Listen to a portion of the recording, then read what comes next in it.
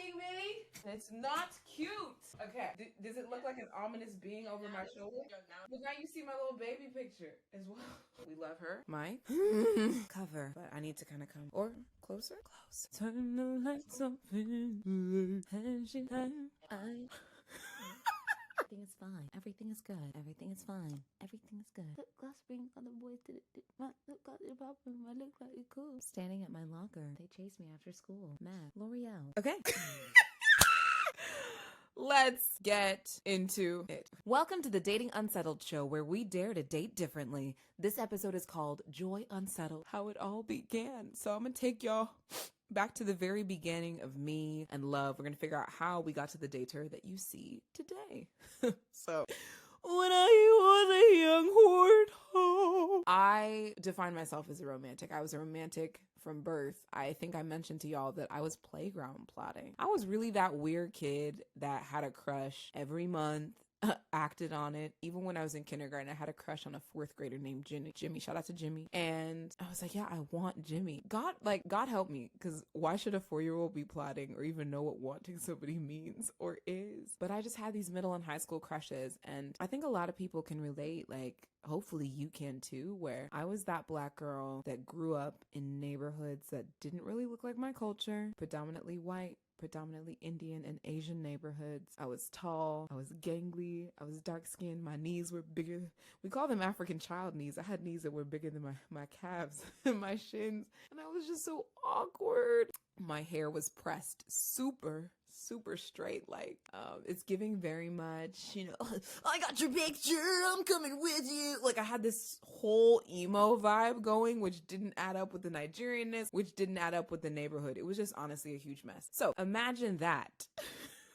Imagine that creature crushing and beginning to go through body changes and just like literally it's the stuff of high school TV nightmares. But that was my experience, and I had a lot of unrequited crushes. So I was definitely the girl doodling in my journal, the secret journals that I would hide under my bed until my mom came and found them and pulled me by my ear out of my bedroom like, you should not have any crushes. You should be focusing on school and God. That was me. My first relationship happened when I was 16 years old. So I had, again, all these sort of crushes, maybe telling a couple boys I liked them, writing very embarrassing songs about boys to tell them that I liked them, and then singing those songs to them. Please help me. Somebody just come rescue me from the secondhand embarrassment. I'm getting thrown all the way back to 4th grade right now, and it's very uncomfortable. I would like it to stop. But I had a first relationship, and the way that I kind of came into it was, I think I really just actually began to appreciate my own self, like what I looked like, what I felt like, getting a bit comfortable with like my identity, my Blackness, my braids, my lips, and starting to appreciate my features, which I think is right on time for 16. And I was in theater, and my ex was in theater as well. Ex. So yeah, spoiler, didn't work out. But my ex was in theater. He asked me out to prom. That was my first date. It was my first kiss. It was my first dance, just like my first everything. And I honestly had a great experience of like finally feeling chosen. And for the first time ever experiencing reciprocal love. It was very warm and fuzzy. And, the way that Lizzie and Gordo, felt at the end of the Lizzie McGuire movie. Like, I finally had that first kind of TV relationship, and it was so innocent and so sweet. And I think we were still figuring out who we were coming out of high school. We dedicated ourselves to continuing to date through college while staying open to like other people and other experiences. And we actually broke up during the pandemic. So this is something I've talked about in my web series Hard Launch, which everyone is welcome to watch. But in the Hard Launch trailer, I talk about how I was in that high school sweetheart relationship for 7 years. A good long 7 years. I don't even know that it felt like 7. It probably felt more like 4. This was my best friend. We talked, texted, video chatted every day, even though we went to different schools. But ultimately, we had one phone call that revealed to us that the people that we were when we started the relationship is not who we were once we ended the relationship. Grammarly, don't come for me. I don't know how I said what I said, but you know what I meant. So don't focus on how I said it. We changed. And I think that's very natural for people to like grow and evolve as they're in relationships. That was a huge bummer because frankly, I wanted to be in that relationship every single day until I didn't. And I think it was the same for him. It all happened in the span of a phone call. We'll get into that later. But that is kind of how my love life began. Like this feeling of being chosen every single day, validated in who I was, thinking, oh, this will be my first and last boyfriend. I'll never need to date again. We're just going to get married and have these interracial kids. And oh yeah, that's a whole conversation. But suddenly, after this breakup, I was thrown into the world of online dating. They said, you look comfortable in everything that's going on in your life. How about we mess it all up? Right? How about we just shift everything you're doing? So I got thrown into online dating, and honestly, this is the pandemic. Like, I know people are thinking, well, you don't have to date online. Yeah, I did. I really did. And I'll tell you why. First, when I realized that I was single, realizing you're single is two parts. Okay. When my breakup happened, I cried for about a week straight. It was like, again, 7 years of speaking to somebody every single day. My world was rocked. I was really grieving. And I think you really do need to grieve and let go of relationships that you think are special in order to be primed and ready for the next ones. But the first thing that I did once I realized I was single, I realized I was about 24. I'm in, a graduate program. I'm working at the largest social media company in the world. I got my extra money. I can travel wherever. I'm safe where I live. I realized I had so many amazing things going for me that this breakup was not just the end, but it was actually also the beginning. It was the beginning of entirely new romantic potential and possibility. I can dream up like what I imagine my next relationship could be like, which is like so fun. So I found myself kind of back in that doodle stage, right, of middle school and high school, where I was thinking about crushes and who I like and the types of dates that I could go on, but having so much more fun than I did when I was little, because now I was powerful. I look good. I feel good. I'm therapized. I actually graduated therapy. Like literally my therapist emailed me and was like, hey, so you graduated. Didn't know you could do that. Thanks. Graduated therapy, feeling mentally healthy, looking good, smelling good, feeling good, spending good. I'm really single. Once I realized that, I said, okay, let's look around at our network. Like, let's figure out if my next future husband, I go straight to future husband. I'm imaginative. I call that entrepreneurial. I was like, the partnership is the most important business decision that you could ever make. Let's look at our existing network and see what the net worth is and figure out if anybody we've already met is our future husband. So me, myself, and we literally, I think I went through my phone contacts. I wasn't going to call nobody, but I just scrolled through the phone contacts. I scrolled around on my Instagram feed a little bit. I was like, who do I already know? And honestly, there were a couple people that I was like, he's my friend, but if I close my eyes and kind of look at him upside down, it's kind of fun. He could be the father of my kids if I blink twice. So I kind of hit those guys up first, and there was one guy in particular, I shot my little shooty shot. That didn't quite pan out. Another story I hope to get to, when I'm feeling less optimistic. When y'all want to talk about tragedy, we'll get into that story. But shot my shot at some friends and some friends of friends, slid in those DMs because I could never do that before. And I realized that online dating was the only way. There were no natural run-ins during the pandemic. I think there were so many people who are like, oh, girl, I respect everything you're doing. Like, I really want to date him out, but I'm just not an online dating girl. Like, I want to meet him in church. I want to meet him at Starbucks. I want to meet him at Trader Joe's. Okay, good luck. Good luck. We've all got masks on. So I hope he breaks down your front door. I hope the man that you're looking for breaks down. I hope he stages a break-in so that he can meet you. You know what I'm saying?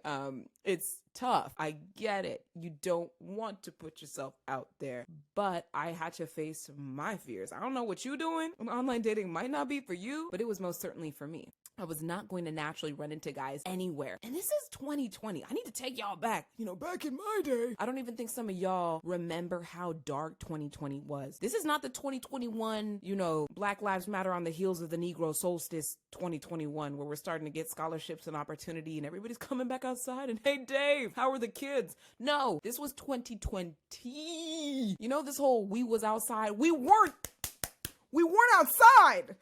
We were inside. We were masked. We were hidden. We were coveted and held in the dark clutches of the pandemic strain. Like, we didn't even understand COVID at this rate. This was when people thought that we could get COVID by touching cardboard boxes, okay? So please be aware that I had no idea how safe it was to go outside and be meeting strangers. Just to make matters worse, because God loves to laugh at me. I laugh at you too, Jesus. Just because God loves to laugh at me, this is also a time when the air quality in California, especially Northern California, was booty cheeks. Like, it was horrible.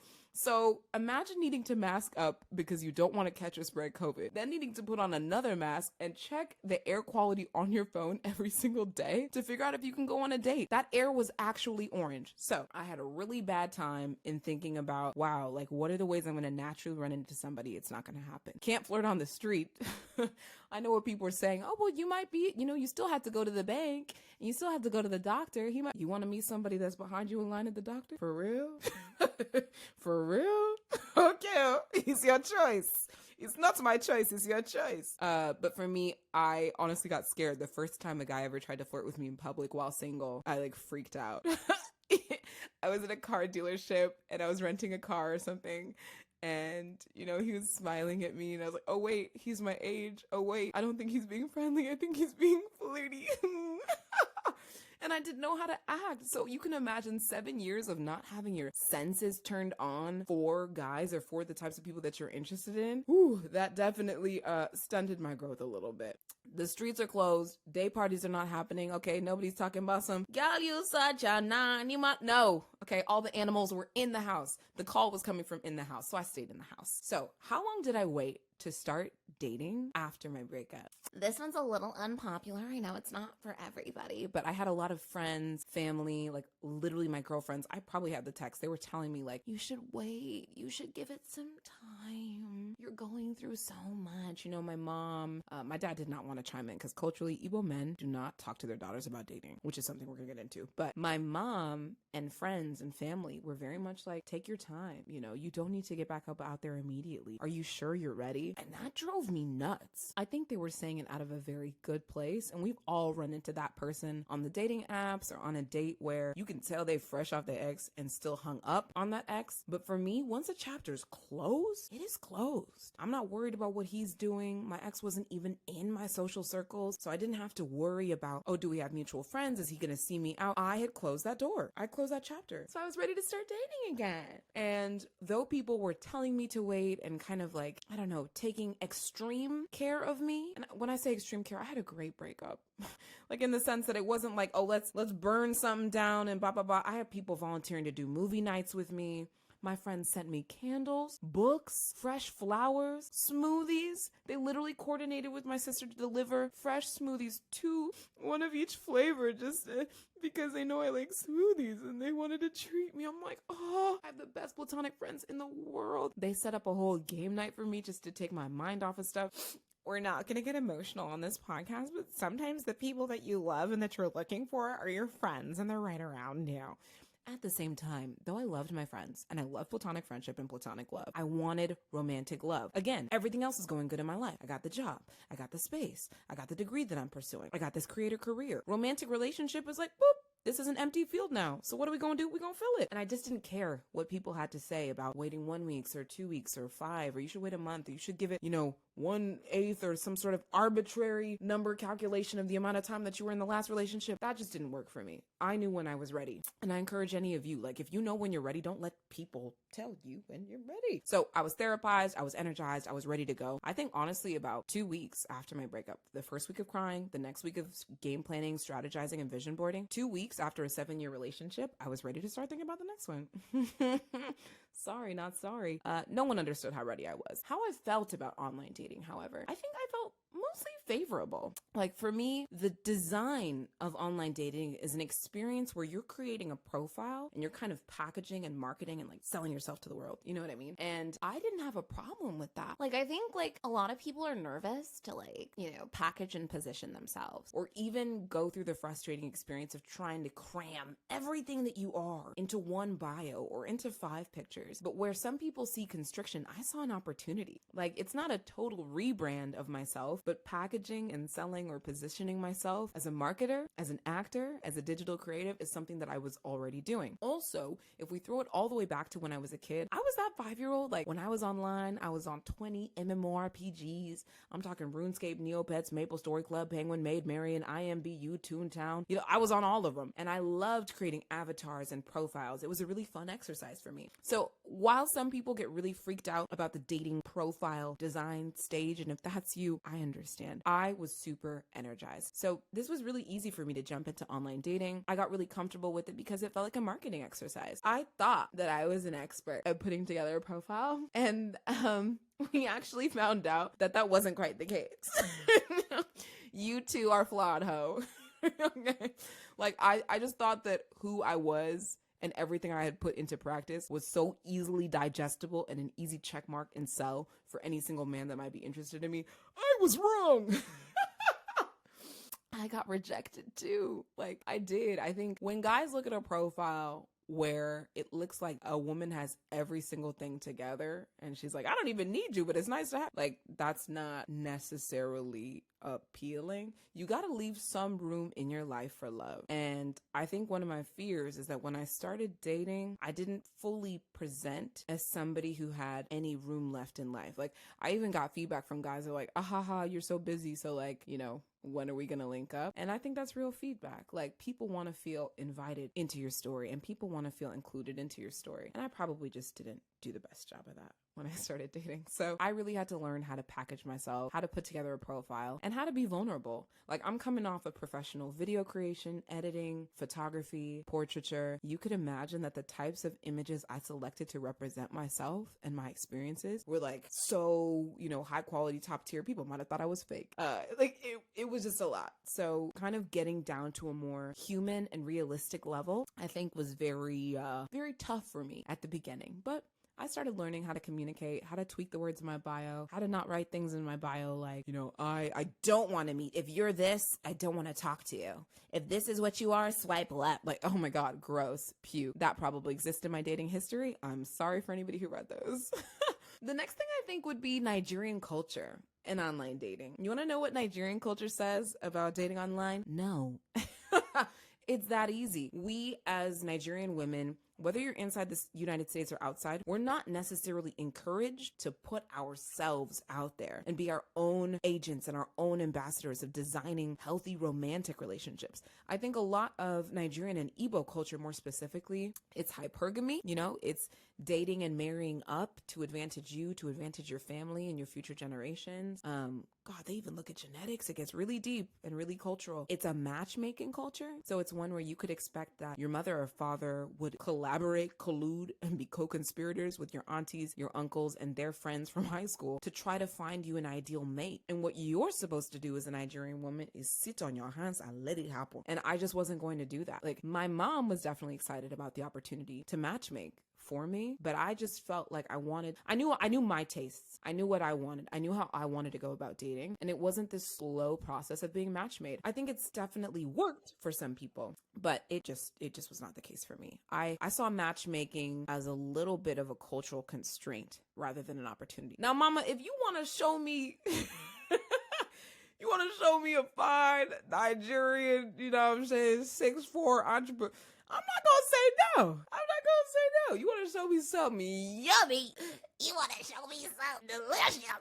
Then I'm not going to say no. But at the same time, I think that our parents have a different idea of who we should be with than we do. So I kindly rejected the family matchmaking. This was tough though, because I really couldn't avoid my parents. I couldn't avoid talking to my family. They're so curious and so worried about where are you going? Like even me as an adult, even me, small me as an adult woman, they wanted to know, where are you going? Who are you meeting? Who are you talking to? And for me, I think that in a place where I could have been very I don't even know how to say it, in a place where I could have been very shut down about divulging about my dating life, I found an opportunity to go, I'm going to tell everyone. I do this in business too. When I have a new business idea and I know I'm going to put some action behind it, right? So nobody else can really interfere with it. I find the best thing to do is act on it and tell everyone, because the people that you tell can help you. They can be like, "Oh, I have a cousin," or "Wait a minute, I read this dating book," or "Hold on, girl, let me get this lipstick for you because I remember the name and it looks so good on this date." Like, people can really chime in and help you with your dating experience, but they can't do that if you don't open it up to them, if you don't let them. So I let my family in, for better or for worse. And we went through some roadblocks, but we'll get into those later. I realized that as I was on dating apps, you know, the Bumbles, the Hinges, the Blacks, the Leagues, as I was on these apps. Oh, hey, Steffi. Sorry, Steffi, would you mind muting? No worries. You're good. It's on, and that might be me too. Okay, cool. No worries. You're good. I do want to, we are at. Okay, roll through. Yeah, we're gonna start over. As I was hopping onto these dating apps, you know, the Rayas, the Bumbles, you know what I'm saying, the Hinges, I was like, wait a minute, my friends and family might see me anyway, so I might as well tell friends, coworkers, anybody who will listen, like, I'm dating. I'm single, I'm out there, I'm looking for love, and bring people along with me. Mid-roll. It's time for a mented moment. This is where we interrupt the show for some beautiful reflection. So center your thoughts for one moment and ask yourself, like, really, like, ask yourself, do it with me. 1, am I dating in the way that's best for me? Am I dating in the way that's best for me? And then 2, who allowed me to look this good? Who allowed me to look this good? When I want a natural soft glam that is made for my skin tone, I choose Mented Cosmetics because, hello, Mented is Black owned and makes me feel effortlessly gorgeous. So if this is your first time shopping, you can have more Mented moments by using my code Joy Ofodu for 15% off. Treat yourself to beautiful Black owned skincare products that feel good and look even better with Mented Cosmetics. So that's mentedcosmetics.com, code Joy Ofodu. I'm gonna record that one more time. When I want natural soft glam that is made for my skin tone, I choose Mented Cosmetics because, hello, Mented is Black owned and makes me feel effortlessly gorgeous. So if this is your first time shopping, you too can have more Mented moments by using my code Joy Ofodu for 15% off. Treat yourself to beautiful Black owned skincare products that feel good and look even better at mentedcosmetics.com with code Joy Ofodu. All right, so let's talk through what those first couple of online dates were like. I had so much fun dating again after 7 years. And it's not that when I was in a relationship, I stopped going on dates, but just the freedom of, like, not knowing who you're gonna meet, how you're gonna feel, what look you're gonna put on, how you're gonna be, like, who you're gonna meet, how you gonna... I had no idea, but it was exciting. I got to get girly again and put on outfits and just feel really good. And honestly, when you're in a long distance relationship, like, y'all live apart from each other, there's not as much of a reason for you to dress up on a day-to-day or a week-to-week basis. You're like, you know what I look like, nigga, like, don't play. Like, you get really comfortable, you know what I mean, in that relationship. So for me, this was an exercise in putting my best foot forward and trying to think about what that is. Like, Ooh, I wonder when I sit across a table from a man, like, what's the first thing he's gonna notice about me? And, like, what do I want to accentuate? What do I want to uplift and put forward? I had to think about that. Okay, so let's do a quick rundown, a story time, if you will, on the 3 men that I dated. Date number 1. He was tall and fair and strong, but the trauma dumping was all wrong. Date number 2. He was kind and gentle, that's for sure, but his statements, rather insecure. Date number 3. He was fine as hell with a resume to boast, but his absence left me drifting afloat. I'm going to keep it cryptic for y'all and tell you way more about dates number 1, 2, and 3 later. But they really were tall. They really were gentle. They really were fine. And I had a great kind of taste of what the dating pool was like. The highs and the lows, the opportunities, the disappointments, the red flags. I got a good dose of that in my first month of dating. And in the same way that I got rejected early on, I had to do some rejecting, right? In the same way that I shot my shot at guys and they said yes, people shot their shot at me and I said yes. So dating is honestly just the circle of life, and you need to keep it going by putting yourself out there. I realized that I had my work cut out for me after these first 3 guys. Like, after thinking that every single one had potential and finding, oh, nope, like, I thought that this whole process was going to be way easier than it was. You find a person who matches all of your traits, you plug them into the app, and I'm a reasonable professional, well-adjusted communicator, right? There's so many more men on dating apps than there were like in high school or middle school when I wasn't getting any attention because I mean, I hadn't, what is it called? Puberty eyes? What's that word called when you, I hadn't blossomed into the flower, the spring flower. You know what I'm trying to say. I hadn't pubertyarized myself. So I thought that it was going to be a breeze. Like, I'm a beautiful professional woman. I want to meet beautiful professional men. Oh, was I slightly mistaken? Over the next year, I would date on the weekends and sometimes play hooky on the weekdays while I was in grad school. I would start making reels about my dating experiences and attract millions of people. I would get picked up and carried and spun around on a beautiful day at the park, like in the movies. I would get fed mangoes on a picnic blanket at sunset, which was just honestly a beautiful date. Yes, he did ghost me later. Absolutely. Absolutely. I would build a genuine connection with a guy that was just too far away. I would get ghosted and rejected, including on my birthday. I would kiss a few frogs and a few princes. Fall in love like a couple of times, maybe. It felt like love to me. You can't blame me. Please. All right, as we wrap, almost broke this damn mic. Okay, do the rap part now? Hall of Fame? Mm-hmm. Okay. Okay, yeah, like maybe you'll hear my side of the story type of, yeah, okay. Right. And I got this note. It's like 3 minutes long though, so we'll play it later. Okay, so should I record? Okay, so I'm going to record the whole as we wrap up. I'm going to play the Hall of Fame and listen, and then I'll do my outro. As we wrap up, let's hear a few words from the Hall of Fame. You get to hear directly from the men that I dated. What was their experience? Are y'all ready for this? I don't even know if I'm ready. Okay, let's hear it. Sorry about that. I forgot about the voice memo app. So what was for me in the relationship or dating experience that we had was Joy definitely met me where I was at. That was not in the greatest of places. There was so much uncertainty, still kind of is in my life in terms of where I wanted to be, what I wanted to do, all that kind of stuff. And I don't know, I was open about that from the very beginning. Bit of an oversharer, and she didn't have reason to stay, but I mean, as long as we kept the communication correct as far as where our heads were at, it was really an easy situation to navigate. So I guess her patience as well feeds into that. I would say the acts of service and the kindness I got from her was great, words of encouragement, and I tried to reciprocate that, be consistent, be kind, all that stuff, just treating each other with general respect. And then the quality time we shared, we were able to do a lot in a short period of time, which was also very nice. And I don't know, she's just very inspiring to me. I'm a pretty laid back, go with the flow type person. So to be someone like her, inspired me to be a bit different. To see someone take on that many creative endeavors was really cool to see. And just the goofiness. I'm very goofy, so I just love joking around. So yeah, that was definitely for me. Let's see. What wasn't for me? This doesn't really have anything to do with her, but probably just dating in general at the time, due to the